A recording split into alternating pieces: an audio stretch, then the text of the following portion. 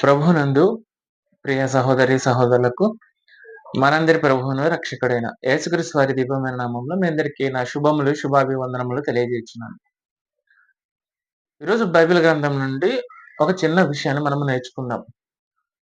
Timothy గారికి రాసిన మొదటి పత్రిక 2వ అధ్యాయము 4వ వచనంలో ఇలా రాయబడి ఉంది. ఆయన మనుషులందరూ రక్షణ పొంది సత్యమును గూర్చిన అనుభవ జ్ఞానం గలవారై ఉండవలెనని ఇచ్చేయించుచున్నాడు. ఇక్కడ ఆయన అంటే దేవుడు అనే విషయం మనకి ఇక్కడ అర్థమవుతుంది. దేవుని యొక్క ఇచ్చ ఏమిటంటే, దేవుని యొక్క కోరిక ఏమిటంటే, మనుషులందరూ రక్షింపబడిన మనుషులందరూ సత్యమును గురించిన అనుభవ జ్ఞానం కలవారై ఉండాలని దేవుడు కోరుకుంటున్నాడు. సర్వశిక్ష అభియాన్ అనే మాటను చాలా తక్కువ మంది విని ఉంటారు. ఈ మాట మనకి ఎక్కడ కనబడుతుందంటే, గవర్నమెంట్ యొక్క ఎలిమెంటరీ స్కూల్ గోడల మీద మనకు ప్రాముఖ్యంగా కనబడతా ఉంటుంది. సర్వశిక్ష అభియాన్ అనే పథకం యొక్క ముఖ్య ఉద్దేశం ఏమిటంటే, అందరూ చదవాలి, అందరు ఎదగాలనేది ఈ పథకం యొక్క ముఖ్య ఉద్దేశం. 6 నుండి 14 సంవత్సరాల వయసు ఉన్న పిల్లలందరూ స్కూలుకి వెళ్ళాలి, ఖచ్చితంగా చదువుకోవాలి.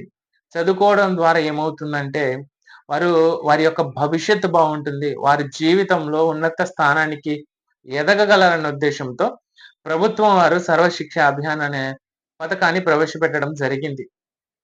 అలానే దేవుని యొక్క కోరిక, దేవుని యొక్క ఉద్దేశము ఏమిటంటే, మనుషులందరూ రక్షణ పొంది రక్షింపబడిన మనుషులందరూ సత్యమును గురించిన అనుభవ జ్ఞానం కలవారై ఉండాలనేది దేవుని యొక్క కోరిక.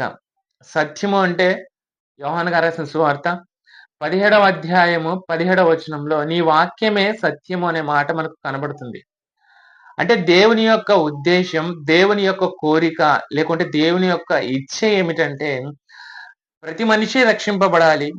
రక్షింపబడిన ప్రతి మనిషి కూడా సత్యమును గురించి, అంటే వాక్యమును గురించిన అనుభవ జ్ఞానం కలవారై ఉండాలని ఖచ్చితంగా దేవుడు కోరుకుంటున్నాడు.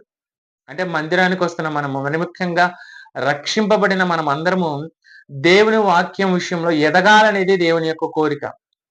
ప్రభుత్వం వారు ఎలాగైతే అందరూ చదువుకొని జీవితంలో ఎలాగైతే ఎదగాలని కోరుకుంటున్నారో, ప్రభువు యొక్క ఉద్దేశము ఏమిటంటే, ప్రభువు యొక్క కోరిక ఏమిటంటే, మనమందరము కూడా దేవుని వాక్యం విషయంలో ఎదగాలనేది దేవుని కోరిక. అయితే దేవుని వాక్యం విషయంలో ఎదగాలనే కోరిక, వాక్యంలో అనుభవ జ్ఞానాన్ని సంపాదించాలనే కోరిక మనకుందా? వాక్యమును చదవగలుగుతున్నామా? వాక్యమును నేర్చుకోగలుగుతున్నామా?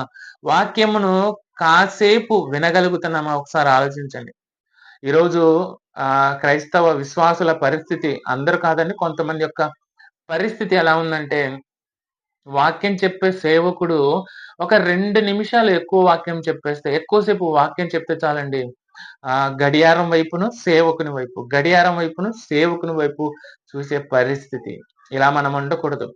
దేవుని యొక్క కోరిక, మనందరి పట్ల దేవుని యొక్క కోరిక ఏమిటంటే, వాక్యం విషయంలో అనుభవ జ్ఞానం కలవారై ఉండాలని దేవుడు కోరుకుంటున్నాడు. అయితే ప్రియ సోదరి, ప్రియ సోదరుడా, దేవుని వాక్యమును నేర్చుకునే విషయంలో, దేవుని వాక్యంలో ఎదిగే విషయంలో నువ్వు ఎలా ఉన్నావు ఒకసారి ఆలోచించు. ఈరోజు మనుషులందరూ అన్ని రంగాల్లో ఎదుగుతున్నారు, ఎదగడానికి ఎంతో ప్రయత్నిస్తున్నారు, ఎదగడం కొరకు ఎంతో కష్టపడుతున్నారు. దేవుని వాక్యం విషయంలో ఎదగడానికి, దేవుని వాక్యం విషయంలో అనుభవ జ్ఞానం పొందడానికి నువ్వు కష్టపడుతున్నావా? దేవుని వాక్యము నేర్చుకోవడానికి ఆశ కలిగి ఉన్నావా? ఒకసారి ఆలోచించు. నీ పట్ల, నా పట్ల, రక్షణ పొందుకున్న మనందరి పట్ల దేవుని యొక్క కోరిక ఏమిటంటే, వాక్యంలో అనుభవ జ్ఞానం గలవారై ఉండాలనేది దేవుని కోరిక. ఆ అనుభవ జ్ఞానాన్ని సంపాదించుకోవడానికి నీవు, నేను, మనమందరము కష్టపడుతున్నామా? ఒకసారి మనల్ని మనము ప్రశ్నించుకుందాం.